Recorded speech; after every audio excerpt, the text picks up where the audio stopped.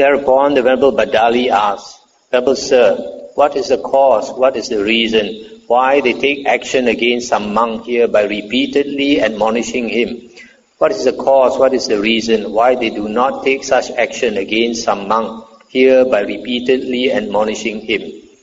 Here Bhaddali, some monk is a constant offender with many offences. When he is corrected by the monks, he prevaricates, leads the talk aside, shows disturbance, hate and bitterness. He does not proceed rightly, he does not comply, he does not clear himself, he does not say, let me act so that the Sangha will be satisfied. Monks, taking account of this matter, think it would be good if the Venerable once examined this monk in such a way that this litigation against him is not settled too quickly. And the monks examine that monk in such a way that the litigation against him is not settled too quickly. So this monk is not only a constant offender, but when he is advised by other monks to correct his behavior, he prevaricates, he talks about some other things, and he is disturbed, he gets angry, and does not comply with what they say. He does not act in a way that the other monks are happy. So because of that, they keep they repeatedly find fault with him. I guess this Venerable Bhaddali must be a monk like this. So other monks constantly find fault with him. That's why he's not happy, complaining the Buddha. Why these monks always constantly finding fault with me? And then the Buddha says here again, but here some monk is a constant offender with many offences. When he is corrected by the monks, he does not prevaricate, lead the talk aside or show disturbance, hate and bitterness. He proceeds rightly, he complies, he clears himself, he says, let me so act that the Sangha will be satisfied. Monks, taking account of this matter, think it would be good if the Venerable once examined this monk in such a way that this litigation against him is settled quickly. And the monks examine that monk in such a way that the litigation against him is settled quickly. Stop here for a moment. So this another type of constant offender. He is advised by other monks to change, and he listens to them. He does not get angry. He does not lead the talk aside, and he complies with what they advise him. So because of that, the other monks have sympathy for him and try to settle his case quickly. Here some monk is a chance offender without many offences. When he is corrected by the monks, he prevaricates, leads the talk aside, or show disturbance, hate and bitterness, etc. And the monks examine that monk in such a way that the litigation against him is not settled too quickly. But here some monk is a chance offender without many offences. When he is corrected by the monks, he does not prevaricate or lead the talk aside or show disturbance, etc. And the monks examine that monk in such a way that the litigation against him is settled quickly. Stop here for a moment. So this one is not a constant offender, but a chance offender. And the other monks, when they advise him to change, if the monk is willing to change, then they sympathize with him and quickly settle his case. But if he is the type who is hard to correct, then they constantly find fault with him. Here some monk progresses by a measure of faith and love. In this case, the monks consider thus. Friends, this monk progresses by a measure of faith and love. Let him not lose that measure of faith and love, as he may if we take action against him by repeatedly admonishing him. Suppose a man had only one eye, then his friends and companions, his kinsmen and relatives would guard his eye, thinking, let him not lose his one eye. So too, some monk progresses by a measure of faith and love, and they think, let him not lose that measure of faith and love, as he may if we take action against him by repeatedly admonishing him.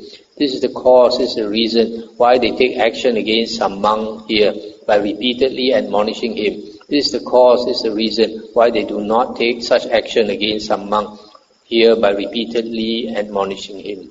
So this last type of monk is new, but he has faith and he has love. So because of that, the other monks sympathize with him.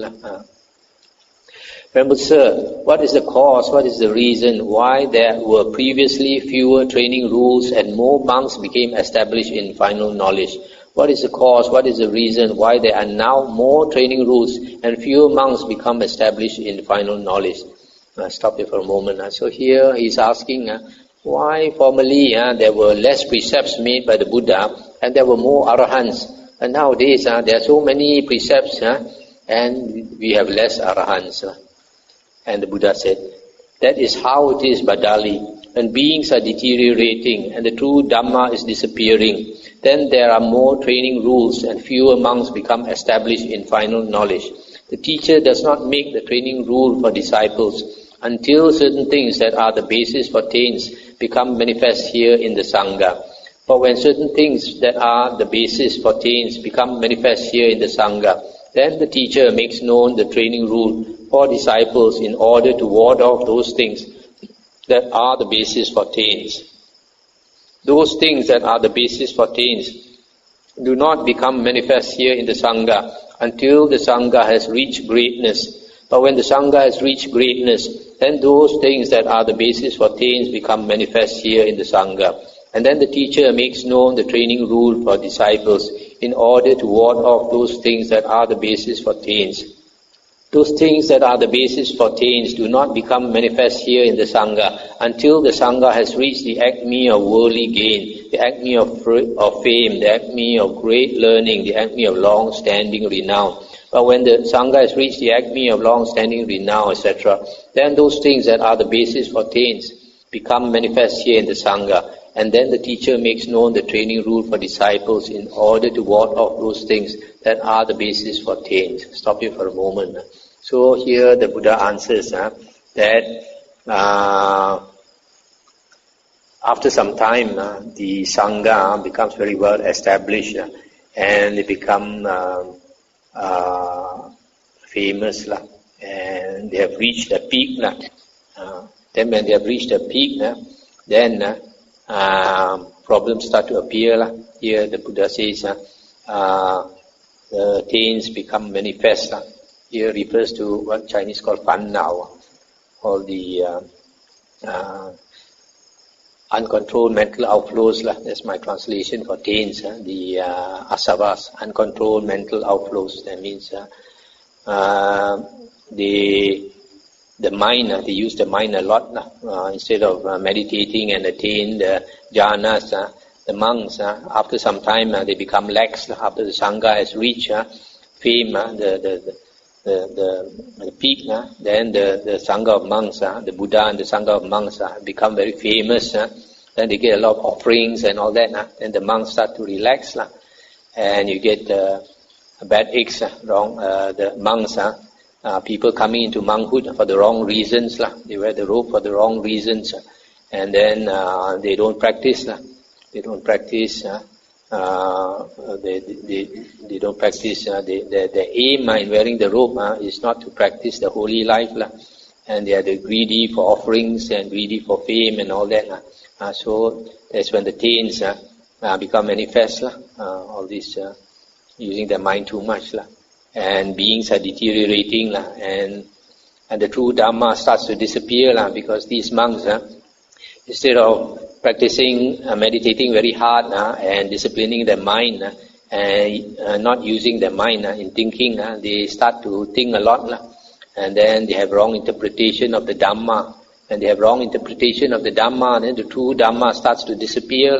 It's like nowadays, you have so many different interpretations of the Buddha's teachings. Instead of sticking to the original Buddha's teachings in the 4 Nikayas, plus a few books of the 5th Nikaya, they go and follow other books, like we have the Mahayana and the Hinayana books. So all this causes the true Dhamma to disappear. And when this starts to happen, then the Buddha starts to make more and more rules. And then you get less and less arahants in the world. And the Buddha said, there were few of you, Bhaddali, when I taught the Dhamma through the simile of the young thoroughbred colt. Do you remember that, Bhaddali? No, Venerable Sir. To what reason do you attribute that? Venerable Sir, I have long been one who did not fulfill the training in the teacher's dispensation. And the Buddha said, that is not the only cause or the only reason, but rather by encompassing your mind with my mind, I have long known you thus. When I am teaching that Dhamma, this misguided man does not heed it, does not give it attention, does not engage it with all his mind, does not hear the Dhamma with eager ears. Still, Bhaddali, I will teach you the Dhamma through the simile of the young thoroughbred. Quote, listen and attend closely to what I shall say. Yes, Venerable Sir, the Venerable Bhaddali replied. So, stop here for a moment. So, the Buddha says, there were a few of you around and when I gave the simile of the young thoroughbred. Quote, do you remember? He said, no. You see this sati, the definition of sati is being able to remember what was said and done a long time ago. So this Venerable Bhaddali, he does not have that sati. His mind is not clear. That's why he does not remember. And the Buddha asked him, why don't you remember? He said, because I have not fulfilled the training. Has not followed the Buddha's instructions. The Buddha said, that is not the only reason. The Buddha said, I notice every time I am teaching the Dhamma, this foolish man does not pay attention, does not engage with all his mind, does not hear the Dhamma with eager ears. So, when the Dhamma is being taught, you have to pay full attention. If you are interested in the Dhamma, if you have the affinity with the Dhamma, every time the Dhamma is taught, you will not talk, you pay careful attention. There's some of you, when the Dhamma is spoken, you're all talking and all that. So the Buddha says that just like just now he gave the simile of the man swimming across the river Ganges. If a man is very strong, he's able to swim across the river Ganges, that is similar to a man when the Dhamma is taught, he pays full attention. And then the feeble man who is not able to swim across the Ganges, for the simple reason when the Dhamma is taught, he is not interested, he does not pay full attention. So listening to the Dhamma is extremely important in the Buddha's teaching, not only meditation, it has to be combined with listening to the Dhamma. The Blessed One said, Bhaddali, suppose a clever horse trainer obtains a fine thoroughbred colt. He first makes him get used to wearing the bit. While the colt is being made to get used to wearing the bit, because he is doing something that he has never done before, he displays some contortion, writhing and vacillation. But through constant repetition and gradual practice, he becomes peaceful in that action. When the colt has become peaceful in that action, the horse trainer further makes him get used to wearing the harness. While the colt is being made to get used to wearing the harness, because he is doing something that he has never done before, he displays some contortion, writhing and vacillation. But through constant repetition and gradual practice, he becomes peaceful in that action. When the colt has become peaceful in that action, the horse trainer further makes him act in keeping in step, in running in a circle, in prancing, in galloping, in charging, in the kingly qualities, in the kingly heritage, in the highest speed, in the highest fleetness, in the highest gentleness. While the colt is being made to get used to doing these things, because he is doing something that he has never done before, he displays some contortion, writhing and vacillation, but through constant repetition and gradual practice, he becomes peaceful in those actions. When the colt has become peaceful in those actions, the horse trainer further rewards him with a rubbing down and a grooming. When a fine thoroughbred colt possesses these 10 factors, he is worthy of the king, in the king's service, and considered one of the factors of a king. Stop here for a moment. So the Buddha here gives a simile of the colt, and he's being trained. He's being trained a step at a time, and in the beginning, when he starts something new, he's not used to it. He will try to rebel, contortion, writhing, and all that. But gradually, he gets used to it. Then he goes through different steps of the training, and eventually he's worthy of the king, becomes a king's horse. So in the same way, the Buddha is trying to say, when a person comes into monkhood, there's a lot of things that person is not used to. eating, forsaking the dinner, forsaking the siu ye, supper, and not being able to go and see shows, do whatever you like. For a monk, he stays in the monastery, he cannot go anywhere. And when you are restless, you still cannot go anywhere. You just have to fight with your restlessness. Some monks, because of eating one meal a day, they have gastric problems. They have to bear with it until they can at least subdue it. And then a lot of other things, so many precepts you have to uphold. A lot of things you're not used to it. It takes a long time to get used to it, just like the training of the court. But when you get used to it, then you become, like here it says, the worthy of the king. Then the Buddha, similarly, the Buddha says, so too Bhaddali, when a monk possesses 10 qualities, he is worthy of gifts, worthy of hospitality, worthy of offerings, worthy of reverential salutation, and unsurpassed field of merit for the world. What are the 10? Here, Bhaddali, a monk possesses the right view of one beyond training, the right thoughts of one beyond training, the right speech of one beyond training, the right action of one beyond training, the right livelihood of one beyond training, the right effort of one beyond training, the right recollection of one beyond training, the right concentration of one beyond training, the right knowledge of one beyond training, and the right deliverance of one beyond training. When a monk possesses these 10 qualities, he is worthy of gifts, worthy of hospitality, worthy of offerings, worthy of reverential salutation, and unsurpassed field of merit for the world. That is what the Blessed One said. The Venerable Bhaddali was satisfied and delighted in the Blessed One's words. So here, this simile of the training of a monk. So this sutta is quite interesting. You can see here, if a person becomes an Arya, he would not hesitate to do what is required by the Buddha, will not hesitate to follow the Buddha's instructions. So the Buddha says, if a monk follows the Buddha's instructions and practices, and then he can attain the jhanas, and after he attains the jhanas, then he can attain the knowledges, abhinya. He mentioned 3 knowledges, and from there he can become liberated.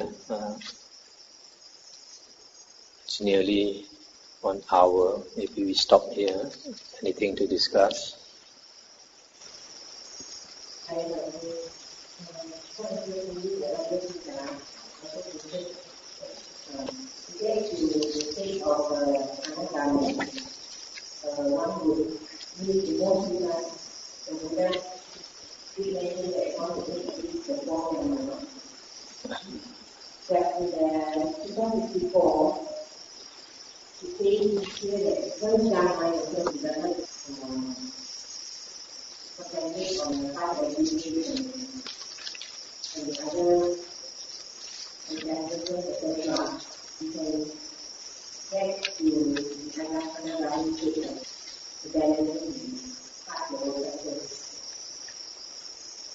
Yes.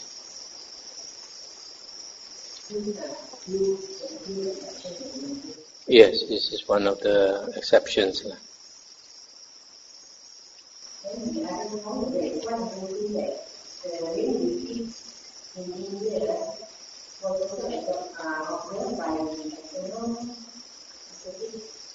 Actually, in the Vinaya books, this rains retreat was first observed by external ascetics, not by the Buddha's disciples.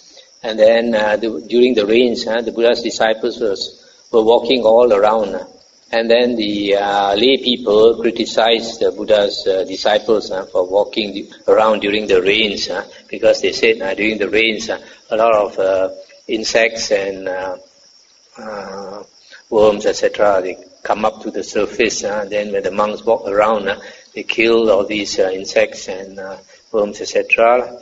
And then because of their criticism, then the Buddha also instructed the monks to follow and keep the rains retreat.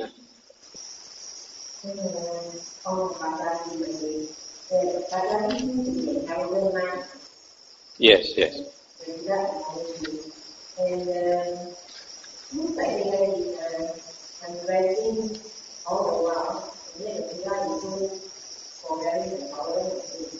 Yes. As we find in the Vinaya that the Buddha was quite tolerant. There were a lot of monks who do not fulfill the training. He did not chase them out.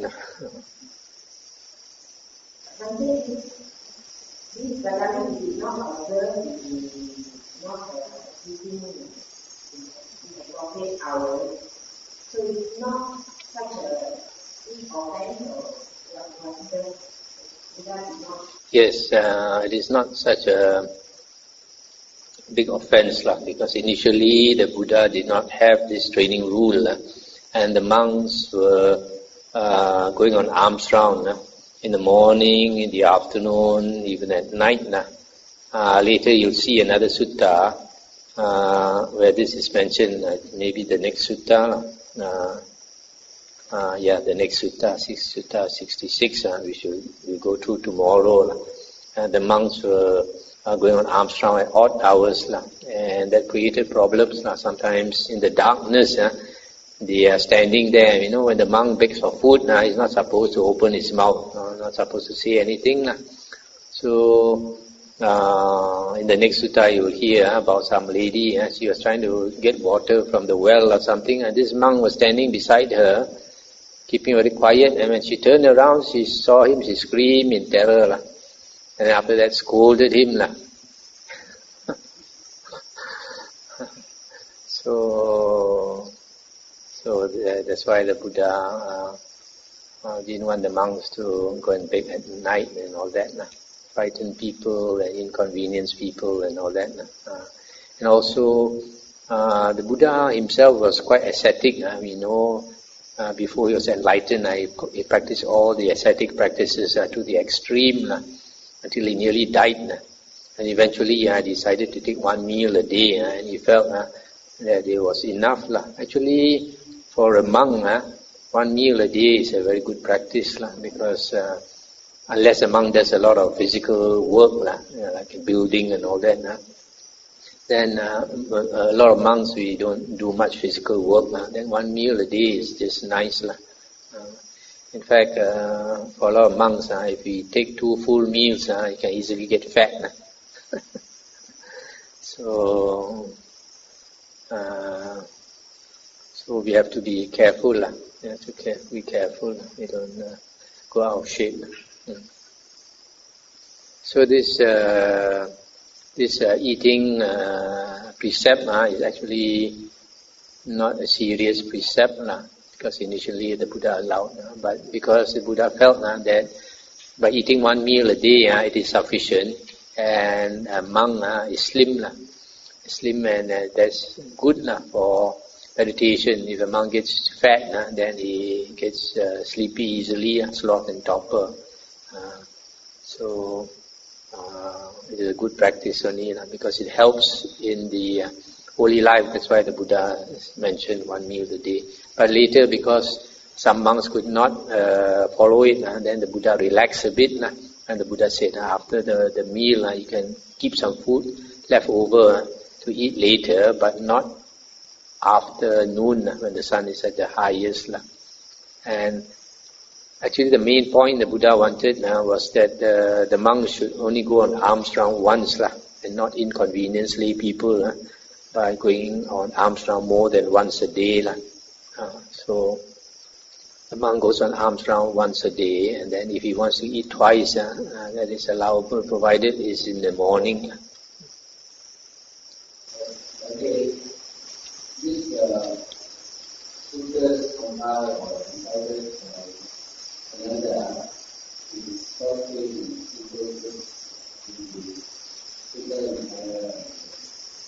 but the denial is you can expect from the Buddha that the Buddha actually a lot of things to be there. So this is expected No, definitely not. So the Vinaya books contain a lot of things not mentioned in the suttas. You have to study it to know. Well, it is available. You just have to order it from either Pali Text Society or India.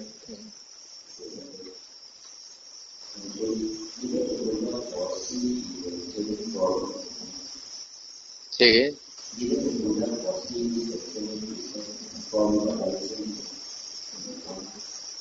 The Buddha is not a man who uses his mind and thinks a lot. So the Buddha, he does not go and think this problem is going to arise or that problem is going to arise. He just let things go naturally.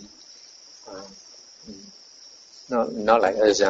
Before something arises, we are already worrying. Buddha does not worry about it. Whatever happens, the Buddha said, his mind is thus, such. Sometimes he translated it as such. Unmoving. His mind is always unmoving. He's not disturbed by anything. Whatever happens, it's just like everything is like a dream only.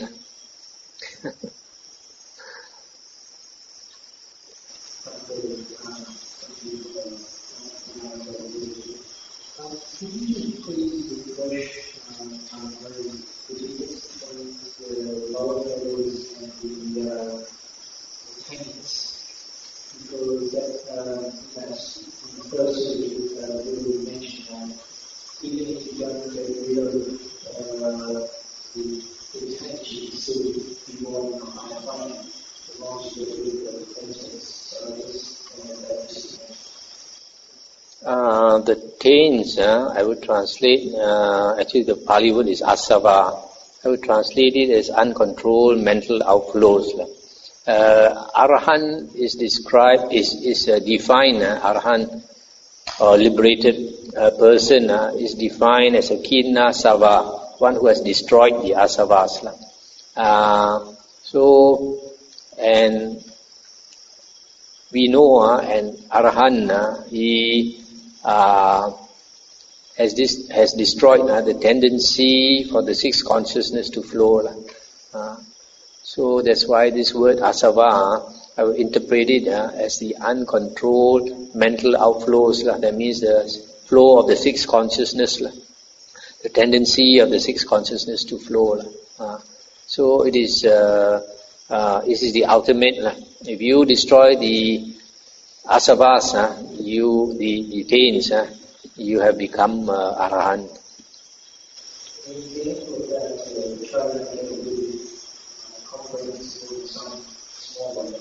Would that be an uncontrolled as well, but an example that would be something like that you're worrying about something in 6 months' time and the mind is completely trying to find solutions to that problem beforehand, as opposed to arriving to that day and dealing with the problem? Would that be an uncontrolled outflow? Yes, like when the mind is disturbed, the consciousness flows more. There's a proliferation of thoughts. This proliferation of thoughts you can consider it as the asavas. But ultimately this asavas refers to the tendency of the mind to flow. The tendency of the mind to flow. Sometimes in meditation, where the concentrate this starts to wander off in a different direction. Yes. An outflow? Yes. But when a monk has attained the jhanas, the mind is focused. When the mind is focused, the asavas do not flow. The asavas do not flow in the state of the jhanas, because the mind is focused, concentrated. You are in control of the mind. So if you want to attain liberation, which is basically destruction of the outflows, you must be able to attain the jhanas, because when you attain the jhanas, you stop the outflows for that period you are in that jhana. If you are able to attain jhana for 1 hour, then at least you can stop the asavas for 1 hour. You can attain for 2 hours, you can stop the asavas for 2 hours. then only you have hope of permanently cutting off the asavas. If you cannot even cut it off for a short while, you absolutely have no hope of cutting it off permanently. That is why the vipassana meditation without the jhanas there is no hope of attaining liberation in the Buddha's teachings. Okay, shall we stop here?